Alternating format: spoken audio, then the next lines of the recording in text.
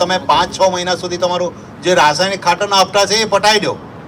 ઘણા મિત્રો શું કરે, શેરડી કપાવાની ને પેલો પાણી બંધનો કાર્ડ આવે તો બી 2 યુરિયાની ગુણ ઠપકારી આવે, જે 2 પેર વધી તે હાજી. પણ શેરડીમાં રિપ્રોડક્ટિવ સ્ટેજ આવી ગયો, એને ફૂલ આવવાની શરૂઆત થઈ ગયેલી હોય અને તમે ખાતર આપો એ કોઈ દિવસ એને કામ લાગે નહીં. બરાબર? તો શેરડીના જે ફેઝ હોય, જર્મિનેશન ફેઝ હોય, એટલે 45 દિવસ સુધીમાં એ ઉગી જાય. પછી એનો ટીલરિંગ ફેઝ ચાલુ થાય એટલે પીલા ફૂટે.